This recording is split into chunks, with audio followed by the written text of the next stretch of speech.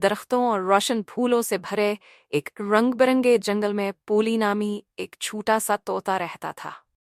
पूली एक छोटा सा तोता था जिसके पर सब्ज पर थे, एक सुर्ख चोंच थी और एक बहुत ही मुजस्सिस दिमाग था। वो तलाश करना, आसमान में ऊंची परवाज करना और सवालात पूछना पसंद करती थी। एक धूप भरी सुबह पोली एक शाख पर बैठी हुई थी जब इसने जमीन पर कुछ चमकदार देखा। वो करीब से देखने के लिए नीचे उड़ गई।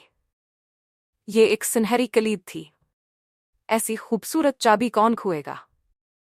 पोली हैरान रह गया। इसने इसे अपनी चोंच से उठाया और किसी ऐसे शख्स की तलाश में उधर उधर उड़ गई जिसे उसकी जरूरत हो। जैसे ही वो जंगल के ऊपर से गुजरी, उसने अपने दोस्त अक्लमंद बूढ़े अलू को एक शाख पर बैठा देखा। हेलो जनाब अलू, पोली ने चहचहाहट का इजहार किया।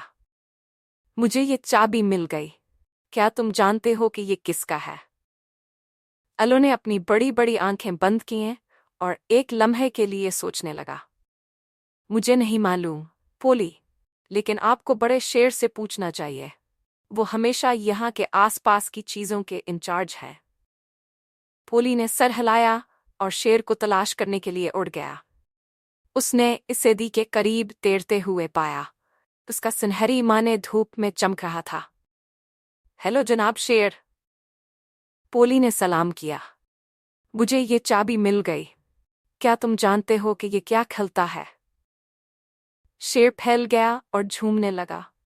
मैं नहीं जानता पोली, लेकिन मुझे लगता है कि ये कुछ खास खोल सकता है। तुम हाथी से क्यों नहीं पूछते? वो इस जंगल में काफी अरसे से रह रही हैं। पोली हाथी के पास पानी पीने में मसरूफ था। हेलो मिसेस हाथी, पोली ने फोन किया। मुझे ये चाबी मिल गई। क्या तुम जानते हो कि ये क्या खिलता है? हाथी ने चाबी की तरफ देखा और मुस्कुराया। मुझे लगता है कि मैं जानता हूं। ये चाबी जंगल के सबसे पुराने दरख्त का खफिया दरवाजा खोलती है। ये जंगल के अंदर गहराई में छुपा हुआ है। सिर्फ बहादुर तरीन जानवर ही उसे तलाश कर सकते हैं। पोली की आंखें जोश और खरुश से चमक उठें। वो हाथी की हिदायत की पैरवी करते हुए उड़ गई।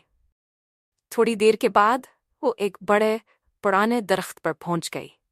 इसकी छाल बैलों से ढकी हुई थी और ये बहुत पुरअसरार लग रही थी। पोली ने गौर से देखा तो उसे एक छोटा सा छुपा हुआ दरवाजा मिला। उसने सुनहरी चाबी इस्तेमाल की और क्लिक किया। दरवाजा खुल गया।